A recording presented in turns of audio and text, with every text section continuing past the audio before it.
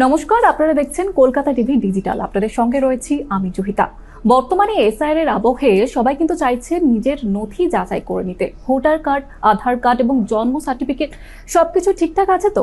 তবে শুধুমাত্র এসআইআর এর জন্যই নয়, আজকাল কিন্তু বিভিন্ন জায়গায়, বিশেষ করে স্কুল, কলেজ এবং চাকরির জায়গাতেও এই সমস্ত নথি খুবই প্রয়োজন হচ্ছে। এবং সেক্ষেত্রে অনেকেই আধার কার্ড এবং জন্ম শংসাপত্র একসঙ্গে যুক্ত চাইছেন, কিন্তু পারছেন না। আজকের এই ভিডিওটি তাদের জন্য, এবং আজকে এই ভিডিওর মাধ্যমেই আপনারা জানতে পারবেন কিভাবে আধার কার্ডের সঙ্গে বার্থ সার্টিফিকেট আপনারা জুড়বেন। এটি কিন্তু একেবারেই জটিল নয়, খুব সহজেই আপনারা করতে পারবেন নিজের ফোন থেকে কিংবা কম্পিউটার থেকে। তার জন্য আপনাদের প্রথমেই চলে যেতে হবে সিআরএস বা সিভিল রেজিস্ট্রেশন সিস্টেমে, এবং তারপরে আপনি জেনারেল পাবলিক হিসেবে একটি অ্যাকাউন্ট খুলবেন। তার জন্য আপনার প্রয়োজন হতে পারে মেল আইডি এবং ফোন নাম্বার, এবং তার জন্য আপনার দরকার হবে ওটিপি। এবং সেখানে গিয়ে আপনি চলে যাবেন জন্ম রেজিস্ট্রেশন যে বিভাগটি থাকবে সেখানে।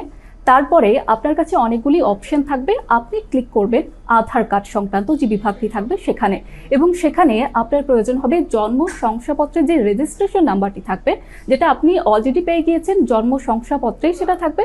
সেটা লিখে আপনার ফোনে একটি ওটিপি আসবে, সেটা ওখানে পুট করতে হবে, এবং তাহলেই কিন্তু আপনি যোগ করতে পারবেন আধার কার্ডের সঙ্গে বার্থ সার্টিফিকেট। তবে যদি আপনার ইনফরমেশনে কোনো রকমের ত্রুটি থাকে, কিংবা আপনার জন্ম শংসাপত্রের যে রেজিস্ট্রেশন নাম্বার সেটি ম্যাচ করছে না, সেক্ষেত্রে আপনাকে আবারও এই জন্ম শংসাপত্র কিন্তু সংশোধন করতে হবে, তবেই আপনি পুনরায় এই আবেদনটি করতে পারবেন। আর এইরকমই আরও অন্যান্য নানান তথ্যের জন্য আপনি দেখতে থাকুন কলকাতা টিভি এবং কলকাতা টিভি অনলাইন।